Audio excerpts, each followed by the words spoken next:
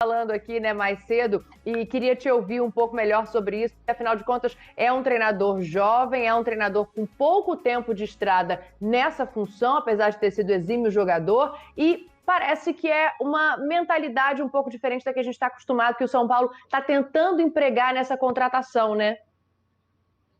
É um treinador com um perfil interessante e um perfil que não foge muito do que o Diniz já fazia no São Paulo. É óbvio que tem características diferentes, a saída de bola, o mecanismo não é o mesmo, mas a ideia de jogar com a bola, de ser um time ofensivo, tem muitas similaridades que fazem até com que uma eventual chegada do Crespo, muito possível nesse momento, seja facilitada por já ter jogadores identificados com essa forma de jogo, embora as diferenças, né, é preciso ressaltar, existam. Mas acho que uma evolução que eu vejo nesse processo, não sei se o Pascoal concorda comigo, é de haver um processo seletivo estabelecido para a escolha de um treinador.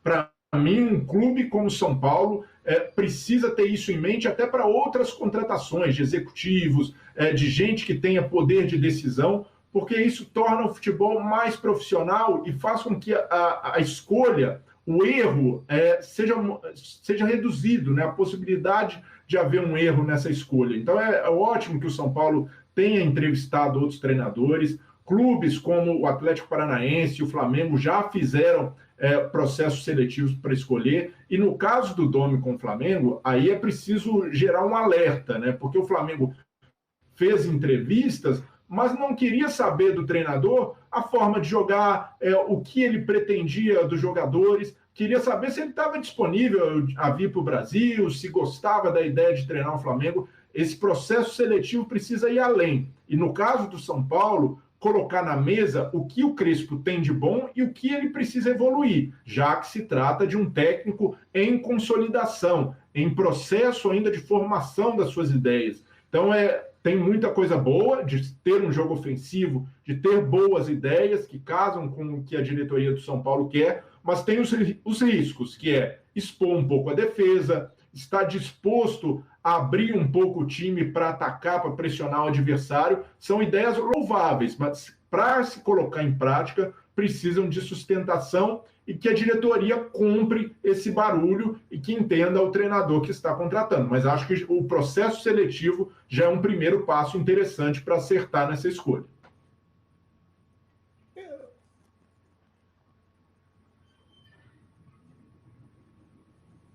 O Breiler congelou aí. Luciano, salva o Breiler. Ele ficou congelado ali rapidamente. Eu acredito que esteja congelado, assim como boa parte dos torcedores são paulinos, Dani, porque a gente não sabe basicamente o que vai acontecer com esse São Paulo. Acho que é isso que está passando na cabeça do torcedor são paulino, né? Mas sabe quem pode nos trazer mais informações, inclusive a respeito de Hernan Crespo? Será que vai fechar? Que detalhes será que são esses? Eu acho que Eduardo Afonso, o homem que mais conhece de São Paulo, pode nos trazer um pouco de luz, pode trazer um pouco de luz para a cabeça do torcedor São Paulino. Edu Afonso chegando com a gente aqui no Sport Center. Seja muito bem-vindo, Edu.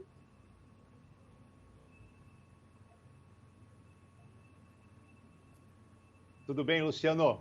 Um abraço a você, a Dani, aos nossos comentaristas. O São Paulo está mesmo com tudo encaminhado para a contratação do Hernan Crespo.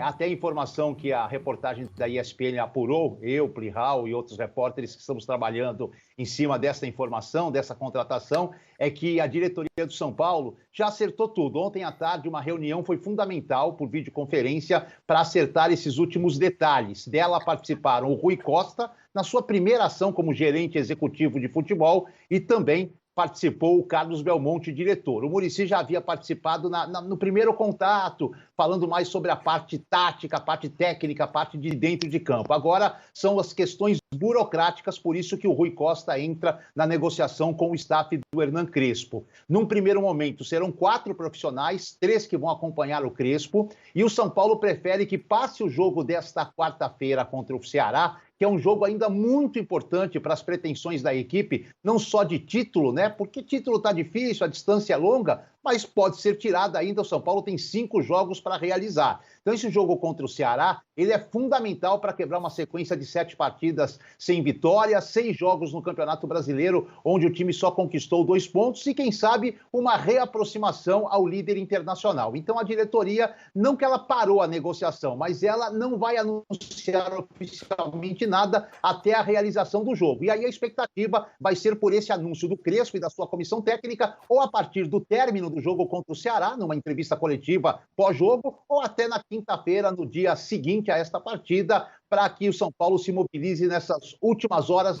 somente em relação à partida contra a equipe do Ceará. Outros nomes chegaram aí numa reta final, digamos, de conversações com o São Paulo. O Ramires, que tem um acerto com o Internacional. O português Pedro Martins, que tem outras opções no mercado, prefere ficar na Europa. Por isso que o nome do Crespo, nas últimas 24 horas, ganhou muita força, se aproximou muito do São Paulo. Detalhes foram alinhavados. E agora é uma questão, na minha opinião, de anúncio oficial do São Paulo para que o Crespo dirija seu 4º time na carreira. O primeiro aqui no Brasil, o São Paulo, e possa aí chegar a 100 partidas como treinador, algo que ele ainda não conseguiu. Mas traz nesse currículo essa vitoriosa campanha com Defensa e Justiça na Copa Sul-Americana com o título desta temporada. Luciana. É isso, a expectativa em relação ao anúncio aí do Hernan Crespo é enorme. Deixa eu colocar o Oswaldo aqui com a gente, Oswaldo Pascoal. E antes do Pascoal falar com a gente aqui, eu queria ouvir a opinião dele a respeito do Hernan Crespo, eu quero mostrar os números do Crespo, porque aí tem uma dúvida, Pascoal. Me ajuda, Pascoal. Está todo mundo reunido aqui. Estamos Eduardo Afonso, a Dani está com a gente, Oswaldo e também está o Breiler. Olha só, vamos colocar os números do Hernan Crespo, porque aí fica uma dúvida. Os números dele são melhores que do Fernando Diniz? Olha só, fã de esportes, me ajuda aí. Pelo que eu estou vendo aqui, olha só, são 11 clubes, já passou o Diniz, 3 do Crespo, uma carreira aí mais recente. Títulos do primeiro escalão, tá certo aí, ó, o Diniz não ganhou nenhum, mas o Crespo ganhou a Sul-Americana, com Defensa e Justiça, inclusive. Últimos 3 trabalhos analisados, por conta aí do número de trabalhos do Crespo. Jogos, 138 para o Fernando Diniz, 85 para o Crespo, vitórias, empates e derrotas.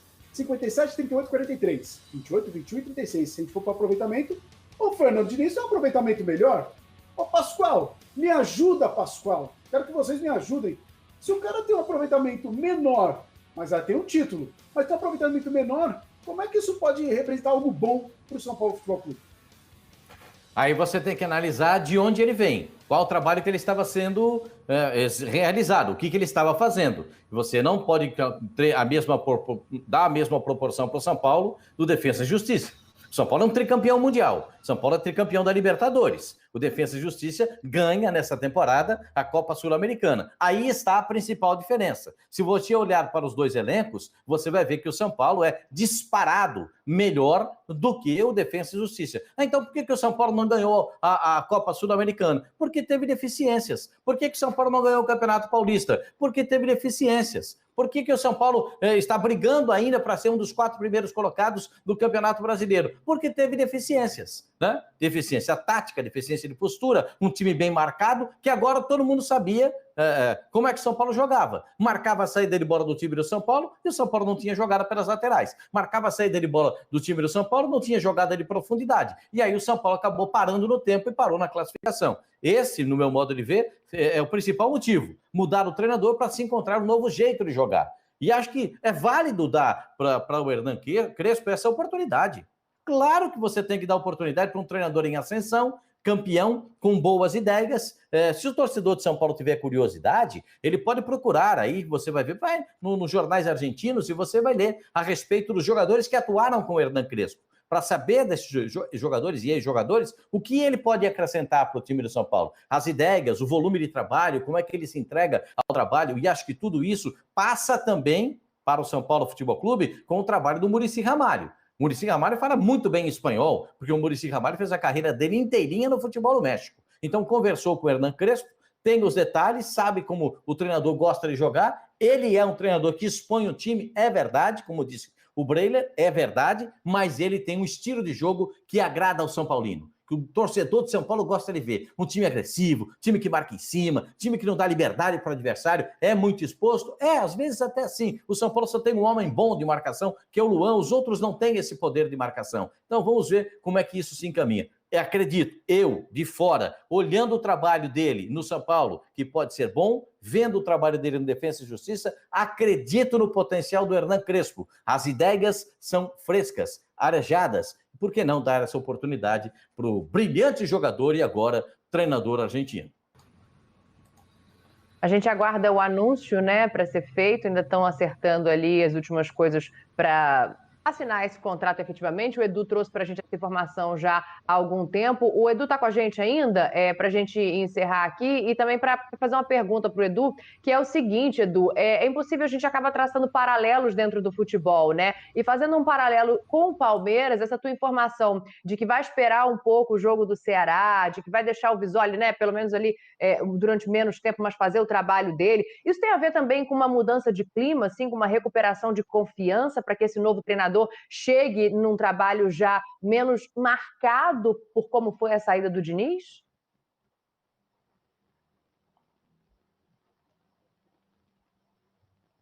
Dani, é uma hipótese bem viável, sim, porque o São Paulo vem num clima pesado e, de repente, se anunciam ele hoje, ele está nesse clima ainda pesado, sem vitória. Não é certeza que o São Paulo vai ganhar do Ceará e que o clima vai mudar a partir de quarta-feira, no final do jogo. Mas sempre há uma expectativa que isso aconteça, né? Vai haver uma mudança tática importante no São Paulo, embora o Visoli não deva mexer muito no elenco em relação àquele time do Diniz, ele vai substituir o Brenner, que até foi anunciado oficialmente agora há pouco lá no Cincinnati. O Pablo é a primeira opção, mas eu não descartaria outras possibilidades. E ele tem uma dúvida quanto ao Luan, que foi citado pelo Pascoal agora. O Luan sentiu um desconforto muscular, então hoje à tarde no Morumbi, no último treino, ele vai definir o time. Embora os nomes não devam mudar muito, a expectativa é que, taticamente, o São Paulo mude um pouco em relação ao Diniz. E aí, com essa mudança tática, vem a expectativa de um novo futebol, de uma vitória e de uma possibilidade de você anunciar o técnico num clima melhor.